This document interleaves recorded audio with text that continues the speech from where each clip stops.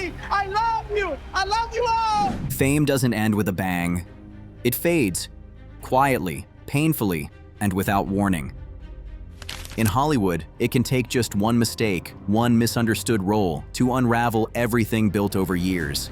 That's the cruel irony of this business. The very performance meant to elevate an actor can sometimes become the one that erases them. This is the story of actors who ruined their career with one role, not because they lack talent, but because the spotlight can turn harsh when it lingers too long. The applause fades, the phones stop ringing, and the glow that once defined them becomes the shadow they can't escape. Fame is fragile. It doesn't die all at once. It slips away piece by piece until even the brightest names are spoken only in past tense.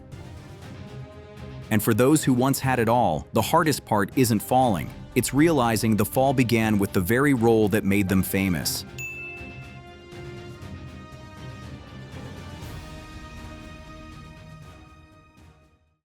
Jake Lloyd, Star Wars Episode I, The Phantom Menace.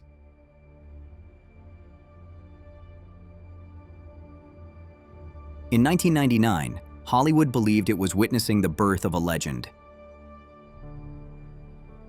Jake Lloyd, just 10 years old, had been handpicked by George Lucas to play young Anakin Skywalker in Star Wars, Episode I, The Phantom Menace. For a child actor, it was the ultimate dream: fame, global exposure, and a role etched into cinematic history. But what began as a triumph soon became a modern tragedy, and Jake Lloyd would become the youngest casualty of Hollywood's obsession with perfection. At first, everything seemed destined for glory.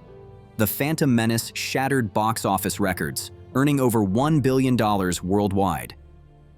Yet success on paper masked a storm beneath. Critics and longtime fans were deeply divided. The film's over-reliance on CGI, wooden dialogue, and tonal imbalance drew relentless mockery, and Jake's performance, innocent and unpolished, became the lightning rod for all of it.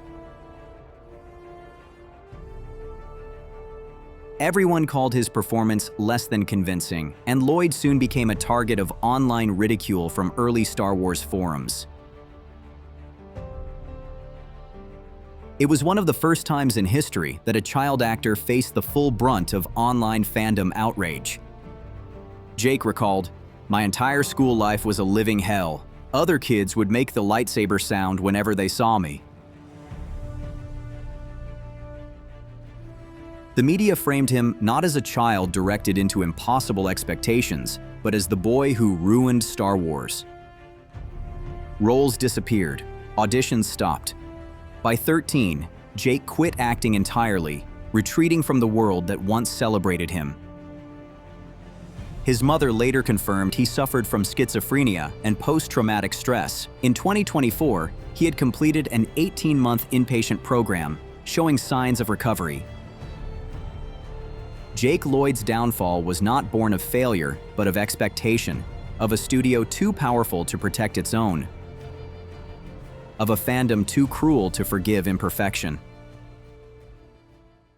Taylor Lautner, Abduction, 2011. There was a time when Taylor Lautner seemed destined for Hollywood's elite. After the Twilight saga, he wasn't just the wolf boy adored by millions, he was the industry's next great action hope.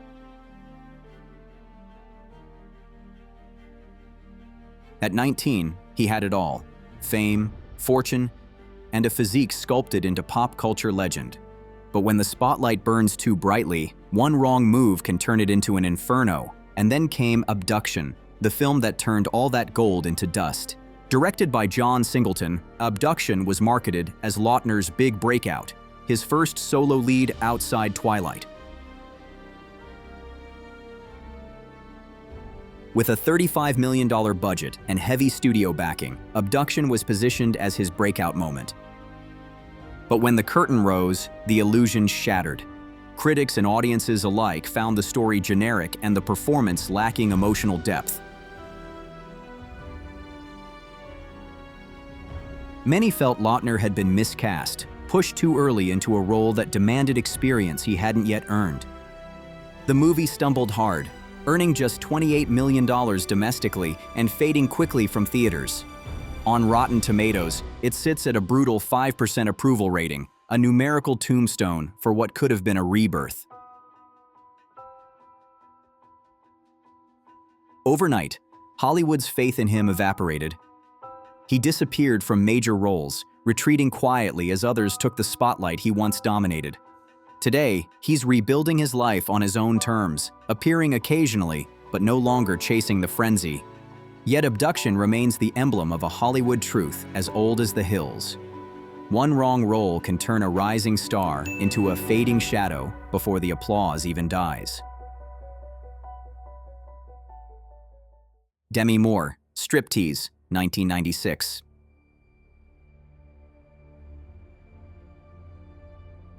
In 1996, Demi Moore stood at the peak of Hollywood power, the highest-paid actress in the industry and a symbol of what female stardom could command in a male-dominated system. With hits like Ghost, Indecent Proposal, and Disclosure, her name alone could greenlight a project. So when she signed on for Striptease, expectations soared. What followed was not another provocative success, but one of Hollywood's most notorious misfires. At its heart, Striptease was meant to be satire, a darkly comic take on political corruption, sexual exploitation, and the absurdities of power. But that's not how it was sold. Marketing leaned hard into Moore's nudity, downplaying the film's biting humor in favor of titillation. Audiences expecting steamy drama got an awkward farce. Critics looking for substance found style without direction. The tonal mismatch, half comedy, half erotic thriller, left viewers unsure whether to laugh or squirm. The Los Angeles Times described it as a movie unsure of its own purpose. The audience agreed. Moore's then-record $12.5 million salary, intended as a statement of empowerment, became part of the backlash. Headlines zeroed in on the paycheck, the highest-paid actress in Hollywood, and this is what she chose. Her performance, physically fearless but emotionally adrift, was overshadowed by a media storm that treated the film less like art and more like spectacle. The box office struggled to break even. At the 1997 Razzie Awards, Striptease swept 6 categories, including Worst Picture and Worst Actress. In the end, Striptease didn't just flop. It shattered the myth of Demi Moore as untouchable star power. And in the ruthless arena of 90s Hollywood, that kind of confusion wasn't just risky, it was fatal. Lindsay Lohan, I Know Who Killed Me, 2007. Lohan's career started when she was just 3 years old when she was signed to Ford Models. From The Parent Trap to Mean Girls, she was the rare child star who seemed destined to stay, a natural performer with sharp instincts and effortless charisma. By her early 20s, she had money, fame, and critical praise, standing as one of the most bankable young actresses of her generation. But at the height of that success, she lost balance. Fame became noise. Endless parties, public feuds, and run-ins with the law began to define her more than her talent ever could.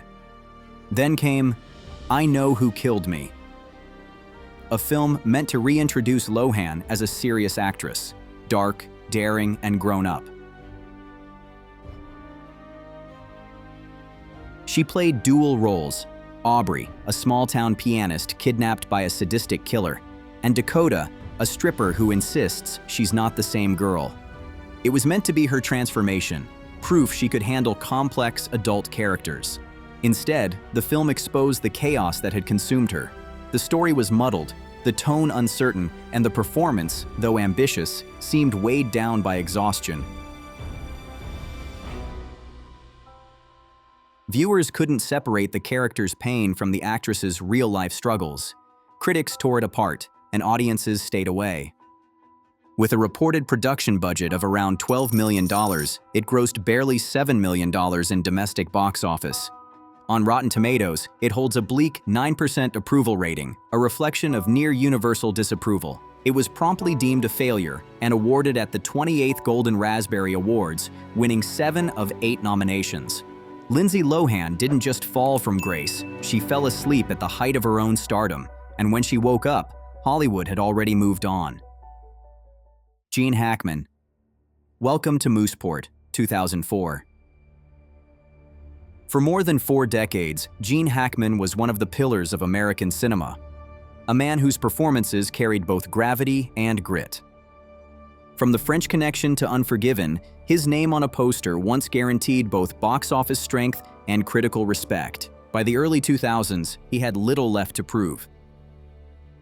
2 Oscars, 5 nominations, and a reputation carved from the golden age of New Hollywood.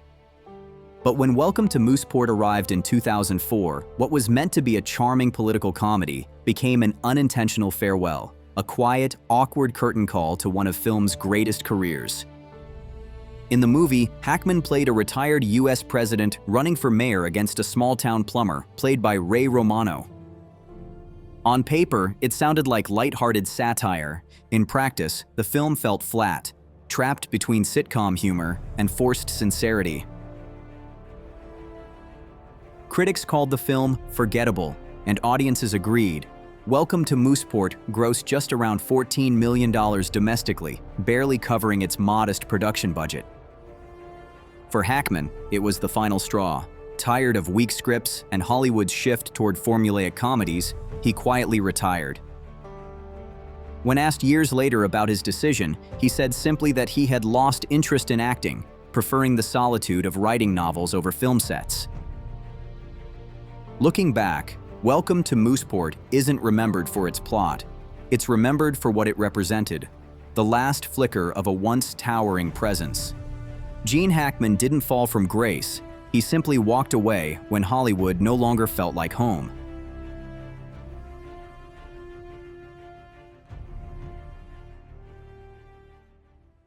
Hayden Christensen. Jumper, 2008. In the early 2000s, Hayden Christensen was Hollywood's next big hope. His role as Anakin Skywalker in Star Wars: Attack of the Clones catapulted him to international fame, a young actor cast in one of cinema's most hallowed legacies. His performance was criticized as stilted and emotionless, but fans and critics alike believed that with time and the right role, he would emerge from the Star Wars shadow. Then came Jumper, 2008, which proved he could lead a blockbuster on his own. With a reported budget of $85 million and the Bourne Identity director at the helm, the film promised to launch a bold new franchise, slick, modern, and built around Hayden's reputation. He plays David Rice, a young man who discovers he can teleport anywhere in the world, hunted by a secret organization determined to destroy jumpers. The film had all the makings of a hit, but instead of liberation, it became imprisonment all over again. The film's world-building was shallow, its pacing chaotic, and its emotional core empty, too different from the source material. The visual effects dominated scenes where the character was supposed to be living. Many commented that Christensen's performance felt detached, as if he was drifting through the film rather than leading it. Despite grossing over $220 million worldwide, Jumper was considered a hollow performance, proof that box office returns could not mask creative failure. Plans for sequels were canceled. For Hayden, he drifted away from Hollywood. He bought a farm in Ontario, spent years raising his daughter, and rebuilding his sense of self, staying away from the red carpet. Years later, his quiet return in Obi-Wan Kenobi, 2022, was poetic, a full-circle moment for a man who had once embodied both promise and pain. But Jumper remains the turning point that leaves him suspended between myth and reality.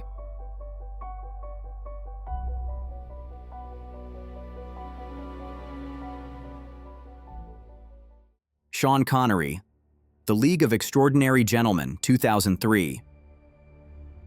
For over 40 years, Sean Connery towered above cinema like few men ever could. He wasn't just an actor, he was an institution. As the original James Bond, he built the blueprint for every action hero that followed. Smooth, magnetic, and unshakably masculine.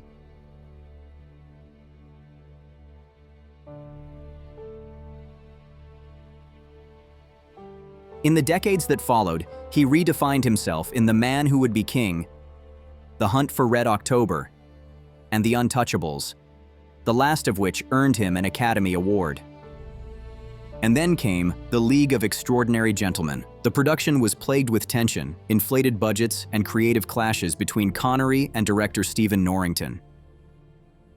The story, drawn from Alan Moore's graphic novel, collapsed under the pressure of studio interference and overloaded special effects. Critics called it a lumbering mess of CGI and a parody of greatness. Even Connery, once the master of screen command, appeared disengaged, trapped in a film that didn't understand him. He admitted that the experience had soured him on the industry. Hollywood, once his empire, had become unrecognizable. Disappointed and exhausted, he retired at 73, never to act again. When Connery passed away in 2020, the world mourned not the failure of his final film, but the magnitude of his legacy. Still, The League of Extraordinary Gentlemen remains a haunting irony, the last chapter of a man who conquered cinema, only to walk away when it stopped feeling extraordinary.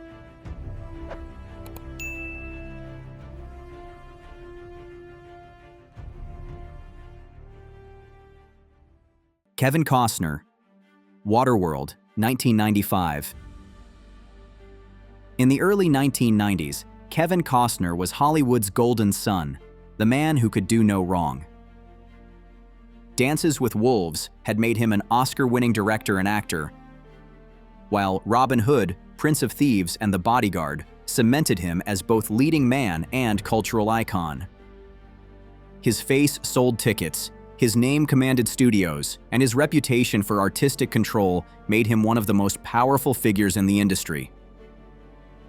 By the time Waterworld began production, it seemed inevitable that Costner would deliver another classic. But what started as a visionary idea soon became the most expensive cautionary tale in Hollywood history.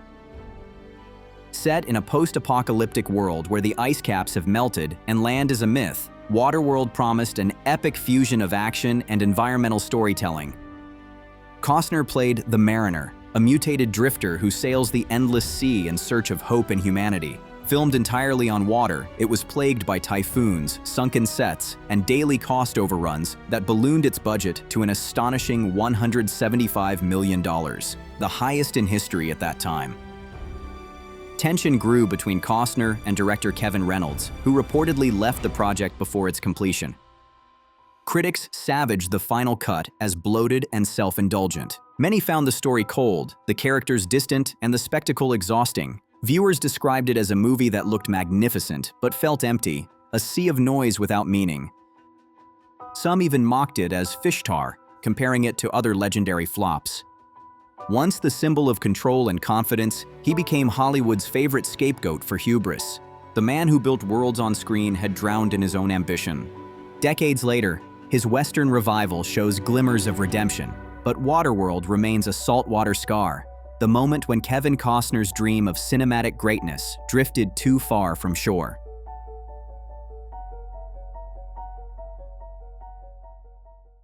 Cuba Gooding Jr., Snow Dogs and Boat Trip, 2002.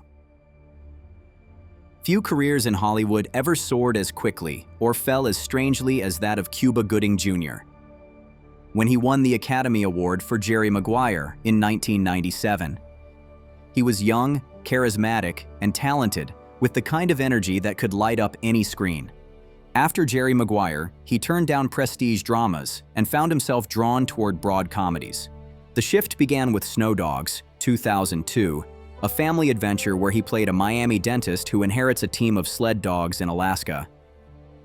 It was financially successful, but critically mauled, a slapstick farce that seemed beneath an Oscar winner.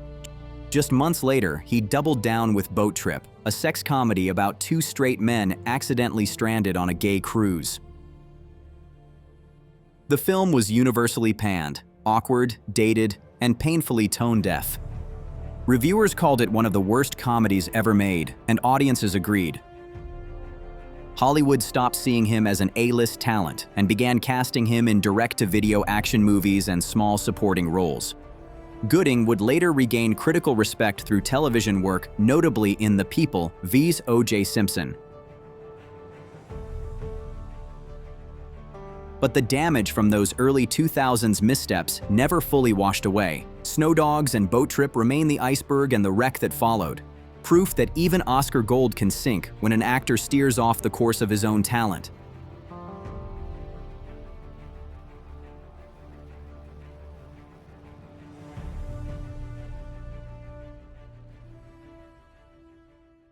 Sofia Coppola, The Godfather Part 3, 1990.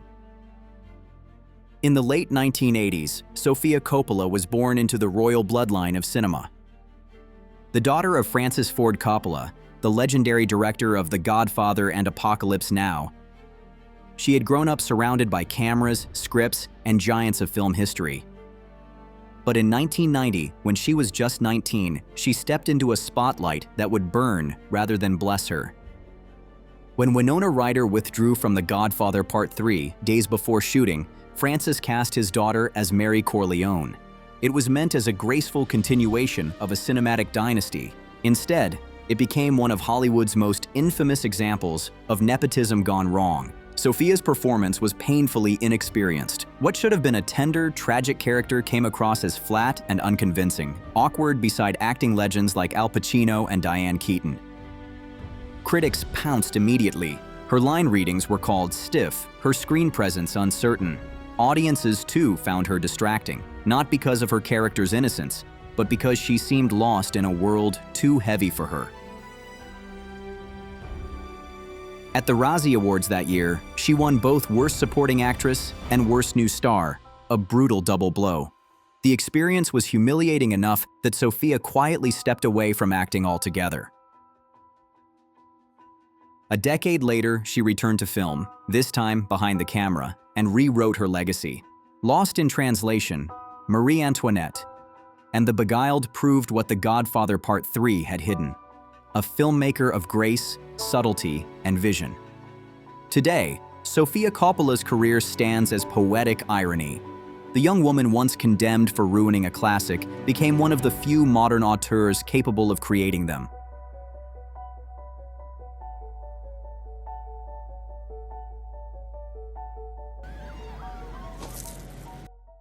Fame can build you up like a skyscraper, dazzling, untouchable, unstoppable, until one wrong role cracks the foundation. Hollywood remembers triumphs, but it never forgets failure.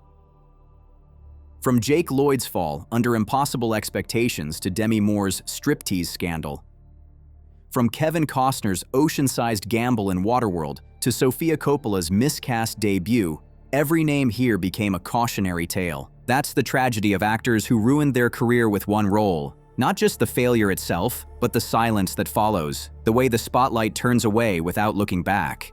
In the end, these actors remind us that the line between success and self-destruction in Hollywood is thinner than a camera lens. If you love stories of glory and ruin, hit like, share, drop your thoughts below, and turn on notifications. The next story might just surprise you.